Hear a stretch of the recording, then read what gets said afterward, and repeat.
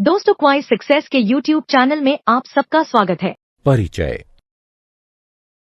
छात्रों, क्या आप बता सकते हैं कि यह कौन सा समीकरण है? यह एक रैखिक समीकरण है सर। हाँ, यह एक रैखिक समीकरण है। क्या तुम इस समीकरण को हल कर सकते हो? हाँ, यह बहुत आसान है। सही।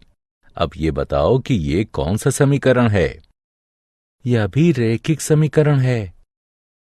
हाँ, यह भी एक रैखिक समीकरण है, लेकिन इसमें दो चर x और y हैं, अतः इसे दो चरों वाला रैखिक समीकरण कहते हैं। हम इसके बारे में और जानना चाहते हैं सर। ठीक है, अतः आज हम दो चरों के रैखिक समीकरण का अध्ययन करेंगे। उद्देश्य। इस पाठ के अंत में आप निम्न करने में सक्षम हो जाएंगे। दो चरों के रैखिक समीकरण को परिभाषित करना, दो चरों के रैखिक समीकरण को हल करना, दिए गए समीकरण के लिए विभिन्न हल ज्ञात करना, दो चरों वाले रैखिक समीकरण के आलेख बनाना, दिए गए समीकरण का संख्या रेखा और कार्तीय तल में निरूपण करना। रैखिक समीकरण। हम जानते हैं कि एक सरल रैखिक समीकरण दो बीजीय व्यंजकों के बीच साम्य होता है। इन व्यंजकों में एक अज्ञात मान होता है, जिसे चर कहते हैं।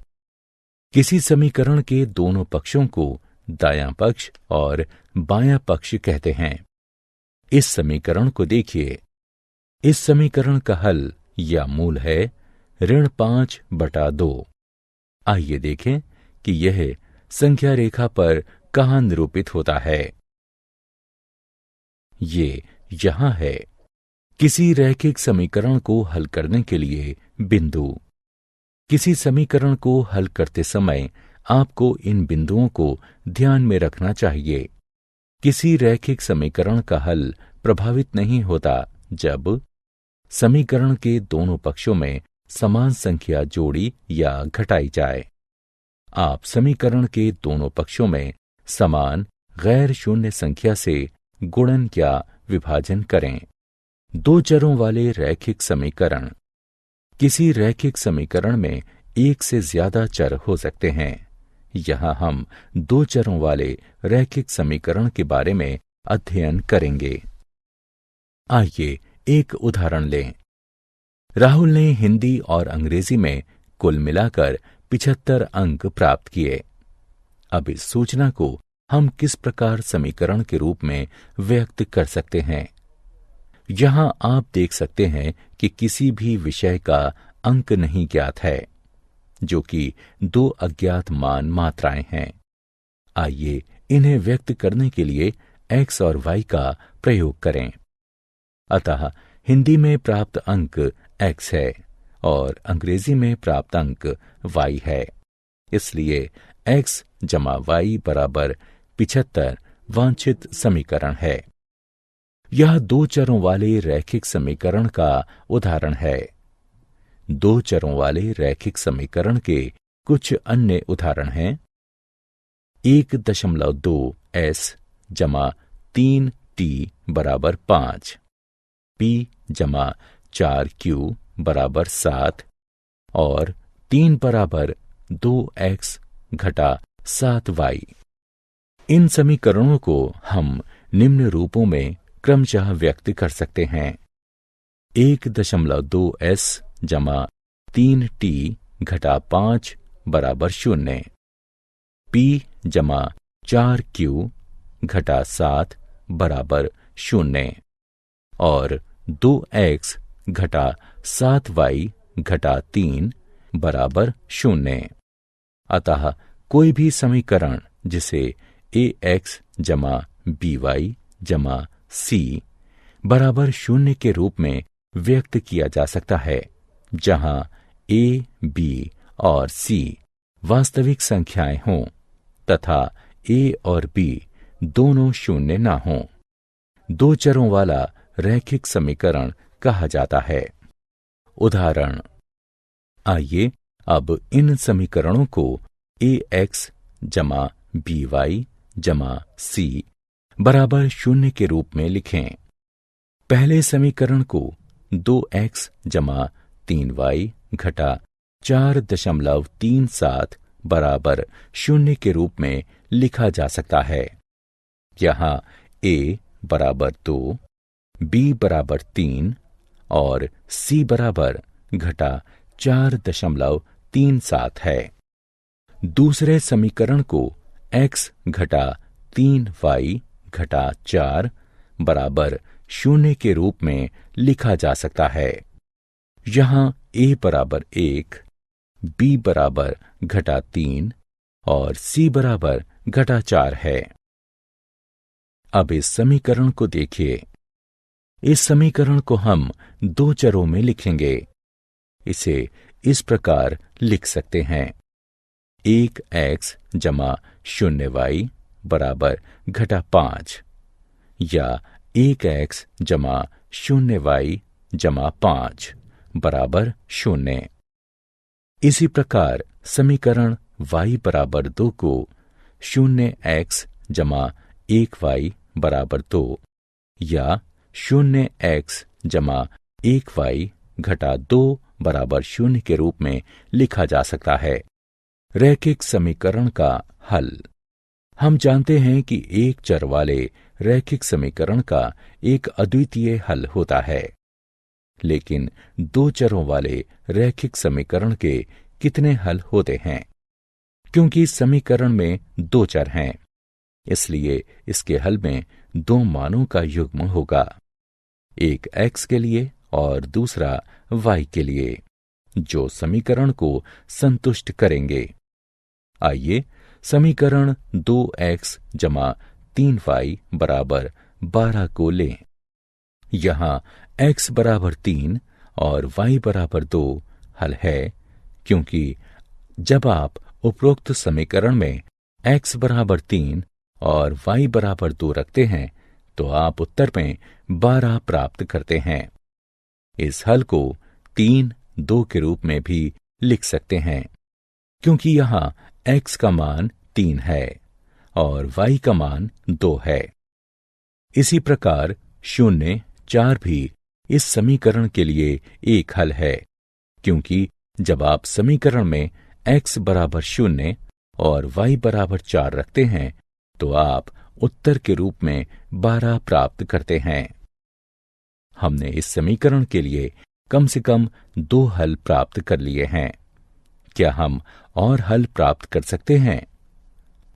क्या 6 शून्य भी इसी समीकरण का हल है?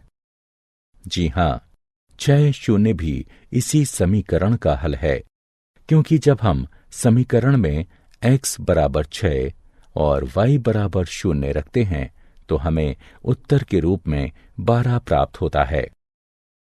इसी प्रकार इस एक समीकरण के लिए अन्य कई हल प्राप्त किए जा सकते हैं और दो चरों वाले रैखिक समीकरण के विभिन्न हलों का कोई अंत नहीं है। इसलिए हम कह सकते हैं कि दो चरों वाले रैखिक समीकरण के अपरिमित रूप से अनेक हल होते हैं। उदाहरण, आइए अब इस समीकरण के लिए 4 विभिन्न हल प्राप्त करें। समीकरण को देखकर हम कह सकते हैं कि x बराबर 2, y बराबर 2 एक हल है, क्योंकि x बराबर 2, y बराबर 2 मान रखने पर हमें उत्तर में 6 प्राप्त होता है। आइए अब x बराबर 0 चुनें। x के इस मान के साथ दिया गया समीकरण 2y बराबर 6 हो जाता है और y बराबर 3 मान रखने पर हमें उत्तर में 6 प्राप्त होता है। इसी प्रकार y बराबर 0 लेने पर दिया गया समीकरण x बराबर 6 हो जाता है। इसलिए x बराबर 6, y बराबर 0 भी इस समीकरण का एक हल है। और चौथे हल के लिए आइए y बराबर 1 मान लें। अब दिया गया समीकरण x जमा 2 बराबर 6 हो जाएगा और x बराबर 4 रखने के बाद हमें उत्तर में 6 प्राप्त होता है। इसलिए x बराबर 4 भी दिए गए समीकरण का एक हल है। अतः दिए गए समीकरण के लिए हमारे हल हैं 2, 2, 0, 3, 6, 0 और 4, 1। दो चरों वाले रैखिक समीकरण का आलेख। आइए अब दो चरों वाले रैखिक समीकरण के ज्यामितीय निरूपण को देखें। इस सारणी को देखें। इस दिए गए समीकरण का हल इस सारणी के रूप में दिया गया है। ये x के मान हैं और ये y के मान हैं। आइए अब इन बिंदुओं को आलेख कागज यानी ग्राफ पेपर पर आलेखित करें। आइए पहले x बराबर 0 और y बराबर 3 मान लें। यह वह बिंदु है जिसे हमने प्राप्त किया है। इसी प्रकार इन मानों को प्रयोग करते हुए आलेख में अन्य बिंदुओं को चिन्हित कीजिए। अब इनमें से किन्हीं दो बिंदुओं को मिला दीजिए और एक रेखा प्राप्त कीजिए। आइए 0, 3 और 4, 1 को मिलाएं। इसे रेखा ए बी कहेंगे। हम देख सकते हैं कि दो अन्य बिंदु 2, 2 और 6, 0 भी इसी रेखा ए बी पर स्थित हैं। अब इस रेखा पर एक अन्य बिंदु लीजिए।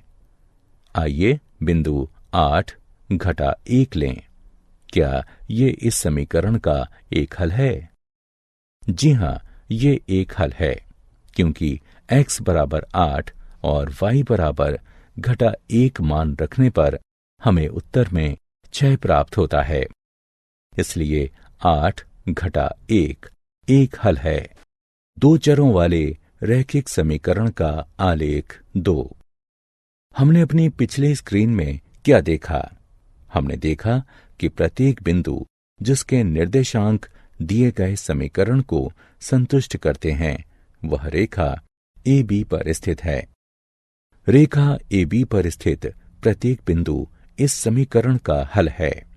अतः हम यह निष्कर्ष निकाल सकते हैं कि रेखा पर स्थित प्रत्येक बिंदु रेखा के समीकरण को संतुष्ट करता है और समीकरण का प्रत्येक हल रेखा पर स्थित एक बिंदु होता है। इसे रैखिक समीकरण का आलेख कहते हैं। अतः दो चरों वाले रैखिक समीकरण का आलेख प्राप्त करने के लिए दो हलों के संगत दो बिंदु आलेखित करना और उन्हें एक रेखा से मिला देना पर्याप्त होता है। उदाहरण। आइए अब एक उदाहरण देखें। बिंदु 1, 2 को लें। अब हम उस रेखा का समीकरण ज्ञात करेंगे जिस पर यह बिंदु स्थित है। क्योंकि 1, 2 रैखिक समीकरण का हल है, इसलिए हम 1, 2 से होकर जाने वाली कोई भी रेखा को प्राप्त करेंगे। ऐसे रैखिक समीकरण का एक उदाहरण x जमा y बराबर 3 है, क्योंकि जब हम x बराबर 1 और y बराबर 2 मान रखते हैं तो हमें उत्तर में 3 प्राप्त होता है। अन्य उदाहरण है y घटा x बराबर 1, y बराबर 2x। वस्तुतः ऐसे अपरिमित रूप से अनेक रैखिक समीकरण हैं जो बिंदु 1, 2 के निर्देशांकों से संतुष्ट हो जाते हैं। आलेख का आलेखन। आइए समीकरण x जमा y बराबर 7 के आलेख का आलेखन करें। हम जानते हैं कि आलेख के आलेखन के लिए हमें समीकरण के कम से कम 2 हल चाहिए। अतः 2 हल हैं x बराबर 0, y बराबर 7 और x बराबर 7, y बराबर 0। हम इस सारणी का प्रयोग आलेख के आलेखन के लिए कर सकते हैं। ये x के मान हैं और ये y के मान हैं। x बराबर 0 और y बराबर 7 मान के लिए बिंदु ये हैं और x बराबर 7 और y बराबर 0 मान के लिए बिंदु ये हैं। अब इन दोनों बिंदुओं को मिला दीजिए। यह दिए गए समीकरण का वांछित आलेख है। एक्स अक्ष और वाई अक्ष के समांतर रेखा का समीकरण। अब एक प्रश्न का उत्तर दीजिए। किसी प्राकृतिक संख्या n के लिए बिंदु 2 0 घटा 3 0 4 0 और n 0 कार्तीय तल में कहाँ स्थित होते हैं? हाँ, ये सभी x अक्ष पर स्थित हैं। लेकिन आप जानते हैं कि ऐसा क्यों है? क्योंकि x अक्ष पर सभी बिंदुओं के y निर्देशांक 0 हैं। वस्तुतः x अक्ष पर स्थित प्रत्येक बिंदु x 0 के रूप में होता है। अतः x अक्ष का समीकरण y बराबर 0 के रूप में व्यक्त किया जाता है। इसी प्रकार y अक्ष का समीकरण x बराबर 0 के रूप में व्यक्त किया जाता है। उदाहरण, आइए अब इस समीकरण को हल करें और हल को संख्या रेखा और कार्तीय तल पर निरूपित करें। समीकरण को 2x घटा x बराबर घटा 3 घटा 1 के रूप में भी लिखा जा सकता है। इसे हल करने पर हमें x बराबर घटा 4 प्राप्त होता है। इसे हम समीकरण 1 से चिन्हित करेंगे। आइए अब देखें कि यह संख्या रेखा पर कहाँ स्थित है। ये यहां पर स्थित है। अब हम जानते हैं कि x बराबर घटा 4 को निम्न प्रकार से लिखा जा सकता है।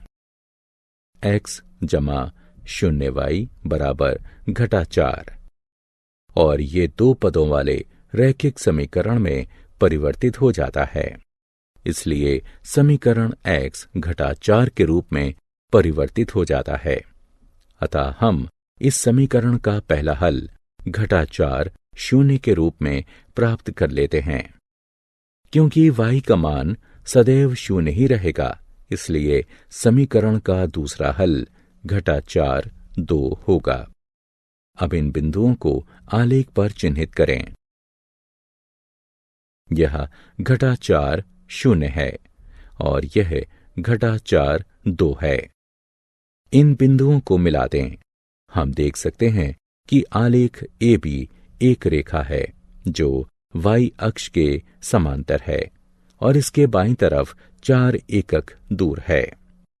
क्या आप जानते हैं एक घात वाले बहुपद समीकरण ax जमा by जमा c बराबर 0 को रैखिक समीकरण इसलिए कहते हैं क्योंकि इसका आलेख एक सीधी रेखा होता है। y बराबर kx वाले रूप के समीकरण का आलेख सदैव मूल बिंदु से होकर जाता है। सारांश। आइए हमने जो कुछ सीखा है उसे संक्षेप में दोहराएं।